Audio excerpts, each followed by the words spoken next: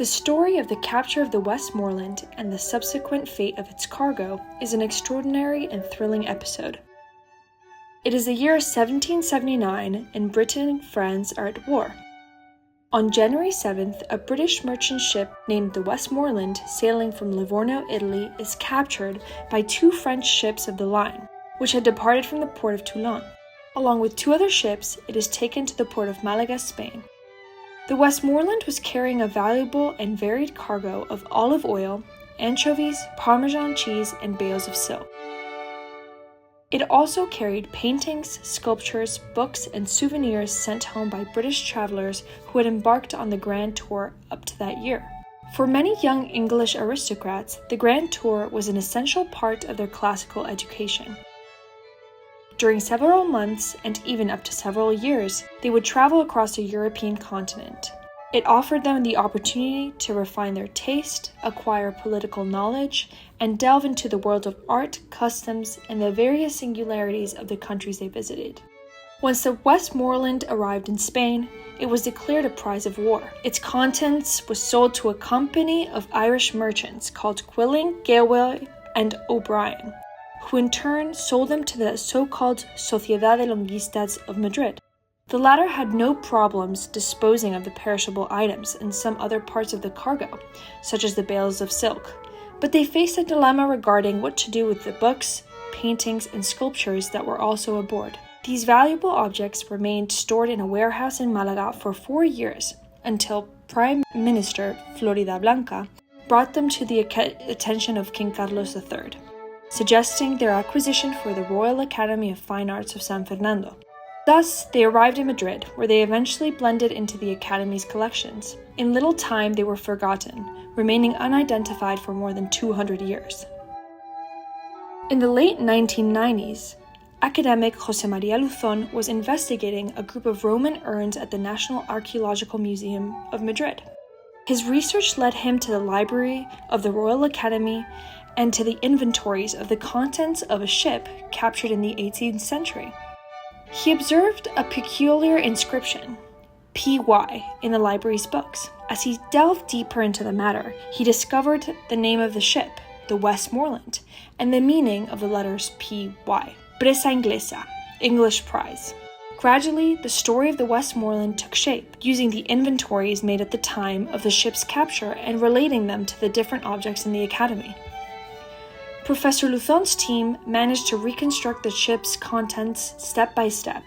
Even more surprisingly, they were able to establish the identities of the owners of each bale based on the initials they bore, which were recorded in the archives.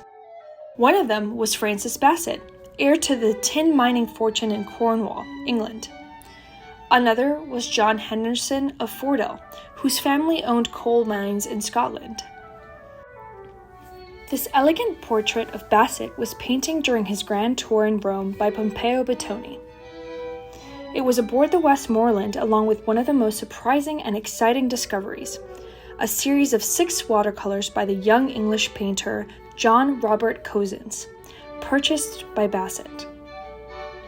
Cosins was one of the most prominent British artists of the 18th century, and here we discover previously unknown evidence of his style, sensitivity, and colors at the time of his first visit to Italy in 1776.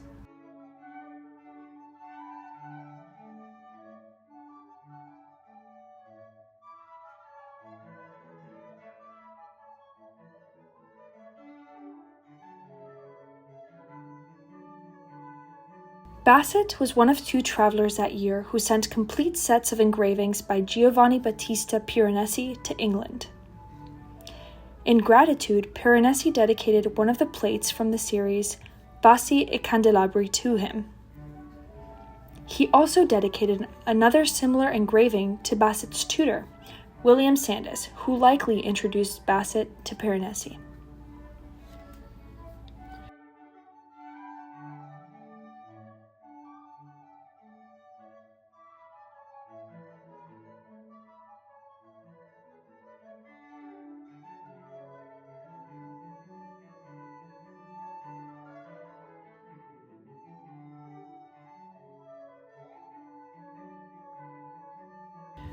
One of the interesting aspects of the Westmorland's cargo is the light it sheds on the most appreciated works at the time.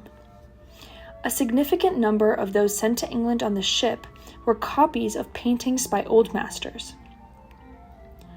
This copy of Guido Reni's Aurora belonged to Bassett, and this copy of Raphael's Madonna della Singiola belonged to George Leger, Viscount Lewisham, whose portrait by Pompeo Battoni was also aboard the Westmorland.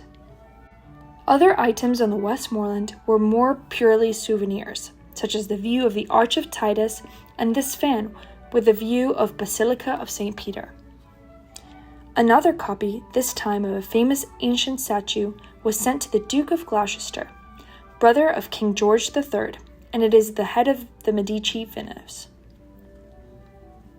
In addition to artworks, the Westmorland carried luxurious books of engravings to adorn a personal library at home.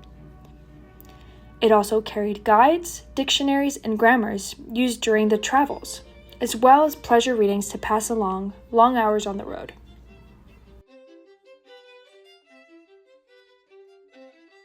Music also played an important role in the education and the entertainment of travelers. Most carried easily transportable instruments like flutes and violins appeared. The sheet music they played was generally duets and pieces we could call light and fun.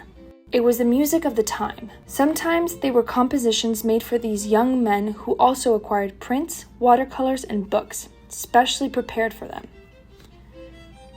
Some sheet music bears their names written in ink, such as John Henderson,